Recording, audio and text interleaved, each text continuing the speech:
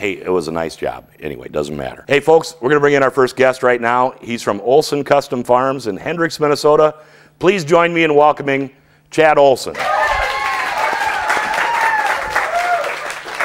Welcome, Chad. Have a chair. Hey, Chad, welcome. Glad you could join us. So, how long have you been doing Olsen Custom Farming? Is that? We started in the fall of 1992.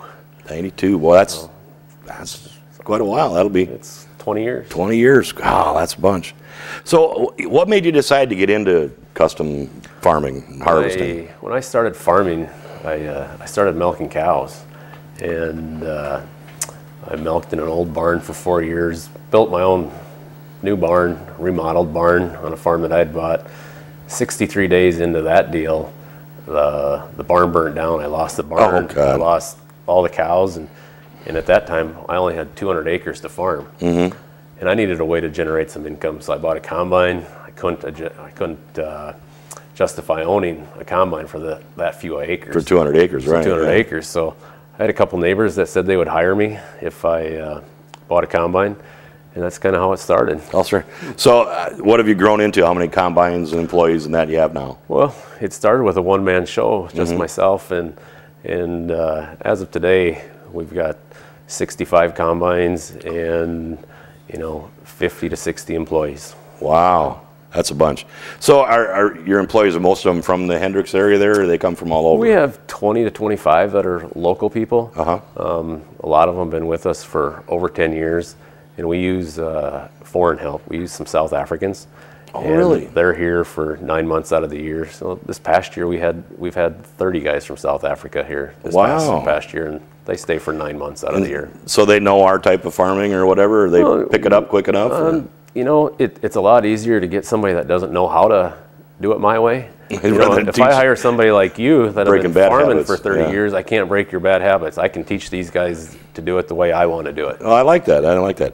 So, do you have any nepotism involved there? Any family working with you? And that? I've got my wife's with me every day, but I've got two brothers that work for me. One of them is a CPA and does all of our financial work, deals with all the bankers to make those people happy, and I've got another brother that works in our shop. He's a diesel mechanic. Well, that's great. What's been like some of the biggest difficulties you've had in setting things up? Well, some of the biggest difficulties is dealing with Mother Nature.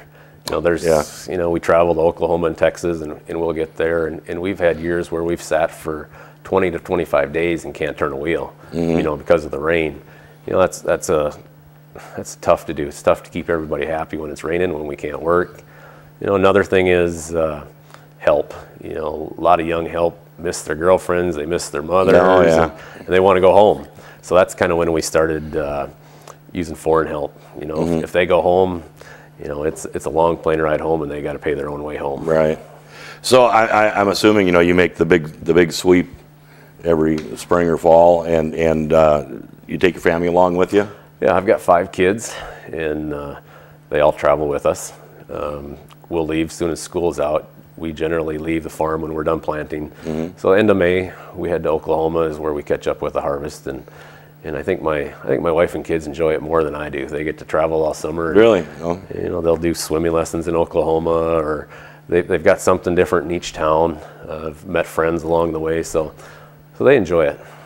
So like for most farmers like me, harvest time for me is like in the fall. So that's the time I get excited. That's when the money starts coming out of the fields. How do you keep yourself motivated during the spring and the summer and that type of thing? Well, when I started harvesting, a month or two in the fall, it was good income for us with a combine. And eventually, when we went out on the road, I just kind of figured, if we can harvest for 6 or 7 months out of the year, it's going to pay for our equipment quicker. So now I know I'm a little bit familiar with Hendricks. So I know it's not a real big place. No, it's a town of 700 people. Yeah, so you must have had some impact on the city, haven't you? Well, everybody's supported us along the way, or I should say most people have. We try to do all of our business local, whatever we can do, no matter if it's all the guys are in town buying groceries, or the local fuel company, the local elevator. So, I know your kids are kind of young now and stuff, but do you foresee them taking over the business in the future? It's really too early to tell. I mean, my kids enjoy being out in the fields. They enjoy the traveling, you know, and if it's something that they want to pursue someday, I'll help them, but it's not something I'm going to push them into. It's not a job for everybody. Now, besides the custom harvesting and that, and then of course your own farm, is there any other businesses, endeavors that you've got going? My brother Travis and I are in a partnership with a feedlot. We feed several thousand head of cattle, and so him and I partner on that. And recently, I've teamed up with a dirt contractor, and we've started a farm drainage business. Tiling. Well, great. Well, wish you the best of luck on that. So, what's your ultimate farming goal or business goal? You know, my goals have changed a lot since I've started.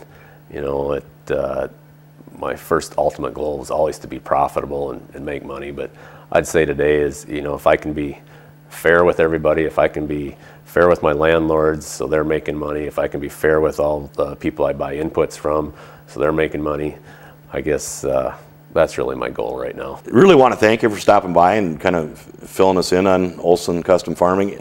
Is it possible you could stick around with us? We kind of do a couple things, have some reporters outside of our own county here to tell us things are going on. Well, I'd love to, but I need to get back to the field. You got combines to grease, I'm sure. Hey, folks, let's give Chad a hand. Thank him for stopping by tonight. Thanks much. Best of luck to you, Chad. Take care.